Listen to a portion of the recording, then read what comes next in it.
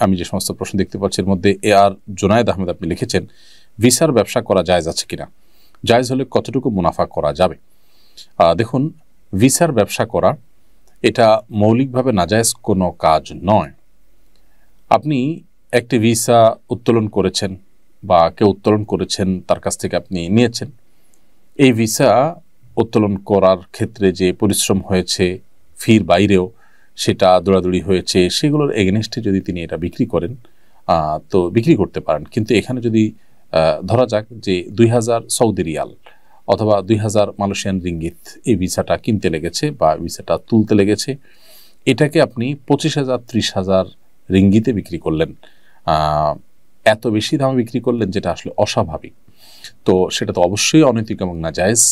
আর ভিসার ব্যবসার ক্ষেত্রে সবচেয়ে বড় যে গুনাহটা হয়ে থাকে সেটি হলো প্রতারণা। আপনি যে ভিসা কিনছেন এরপরে বিক্রি করছেন, সেখানে বাস্তবে এই ভিসার অধীনে যে ফ্যাসিলিটিসগুলো ভিসা যিনি প্রার্থী তিনি পাবেন তার চেয়ে বেশি বাড়িয়ে বলে আপনি ভিসার দাম বাড়ান এবং সেটাকে বেশি দামে বিক্রি করেন। এইরকম একটা প্রবণতা আমাদের সমাজে কিন্তু ব্যাপকভাবে চলমান আছে। তো সেই সমস্ত প্রতারণা যদি যুক্ত হয় তাহলে সেক্ষেত্রে তার যে যথাযথ মূল্য একেবারে ভিসার ফি সহই যদি বিক্রি করেন বা তার সাথে সামান্য প্রফিট নিয়ে বিক্রি করেন, তারপরে সেটা নাজায়েজ এবং গুনাহ হবে প্রতারণার কারণে। অতএব এই ব্যাপারটিতে আমাদের সাবধান থাকতে হবে। আমরা অনেকেই আছি যে রিক্রুটিং এজেন্সির বিজনেস করি, ভিসার কেনাবেচার ব্যবসা করি, তো সেগুলোতে আমাদের এই জাতীয় প্রতারণা যেন কোনো অবস্থাতে না থাকে এবং সেখানে বাড়িয়ে বলার যে প্রবণতা সেটা যেন কোনো অবস্থাতে না থাকে। আল্লাহ তাআলা আমাদেরকে তৌফিক দান করুন। আমরা তো জানি জন্মদিন উদযাপন করা জায়েজ নেই, কিন্তু আমরা দেখলাম বন্যা দুর্গত ক্যাম্পে শিশুর জন্ম উপলক্ষে আসন্না ফাউন্ডেশন ভালো খাবারের আয়োজন করেছে। এটা কিভাবে জায়েজ হতে পারে?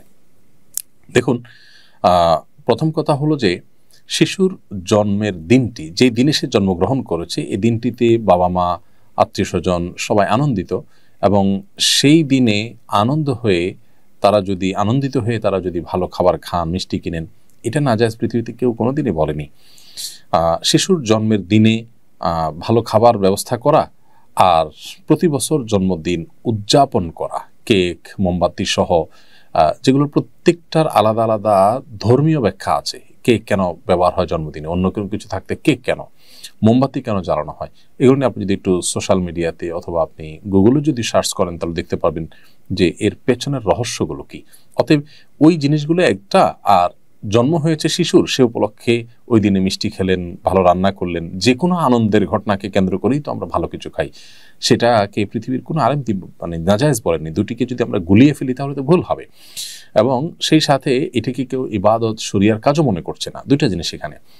জন্ম দিবস উদযাপন যেটি বছর বছর হয়ে থাকে, সেখানে যে সমস্ত আইটেমের প্রয়োজন হয় সেগুলো অগ্নিপূজকদের বিভিন্ন বিশ্বাস থেকে এসেছে, তাদের কৃষ্টি বা কালচার।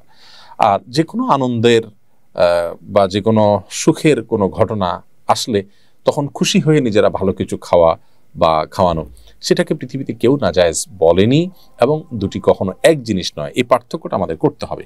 আমরা অনেক সময় এই বিষয়গুলোকে গুলিয়ে ফেলি। যেমন কদিন আগে আমরা শুনেছি কেউ কম্পেয়ার করছেন যে আমরা বলেছি বিভিন্ন বক্তব্যে যে 5 ওয়াক্ত সালাতের পর সম্মিলিতভাবে হাত তুলে দোয়া করা নবী সাল্লাল্লাহু আলাইহি ওয়াসাল্লামের সুন্নাহ দ্বারা সাব্যস্ত নয়, এটাকে কেউ পার্ট অফ সালাহ মনে করলে এটা বিদআত হবে। আমরাই আবার ইস্তিসকা বা বৃষ্টি প্রার্থনার পরে সালাত আদায়ের পরে হাত তুলে দোয়া করেছি। অনেকে বলেন যে তাহলে হাত তুলে নামাজের পরে দোয়া করতে নিষেধ করেছেন, তাহলে বৃষ্টি প্রার্থনা এখানে করলেন কেন? তাহলে একমুখে দুই কথা হলো কিনা? খুবই হাস্যকর একটা কথা। ব্যাপারটা এরকম হয়ে গেল যে আমরা বলেছি বা কোনো ডাক্তার বলেছেন যে আপনি ডায়াবেটিসের রোগী, আপনি রাতে ভাত খাবেন না। এখন রাতে ভাত খেতে নিষেধ করা হয়েছে, সেই ডাক্তারই আবার যদি লিখে দেন যে আপনি দুপুরে ভাত খাবেন, তখন যদি বলা হয় যে ডাক্তার সাহেব আপনি রাতে ভাত খেতে নিষেধ করছেন আবার দুপুরে ভাত খেতে বলছেন, একমুখে কথা বলছেন, ঠিক সেই রকম হয়ে গেল কথাটা। অর্থাৎ 5 ওয়াক্ত সালাতের পরে সম্মিলিত মুনাজাত করার ব্যাপার একটি, আর ইস্তিসকার নামাজের পরে করা আরেকটি। অর্থাৎ দুই সময়ের ব্যাপার। ইস্তিসকার নামাজের পর নবী সাল্লাল্লাহু আলাইহি ওয়াসাল্লাম সম্মিলিতভাবে দোয়া করেছেন, আর 5 ওয়াক্ত নামাজের পর নবী সাল্লাল্লাহু আলাইহি ওয়াসাল্লাম নিজে নিজে দোয়া করেছেন, দোয়া পড়েছেন। দুই জিনিস। অতএব এই পার্থক্যগুলো করতে না পারার কারণে সহজ বিষয়কে আমরা কঠিন করে ফেলি এবং গুলিয়ে ফেলি। আল্লাহ তাআলা আমাদেরকে হেদায়েত দান করুন।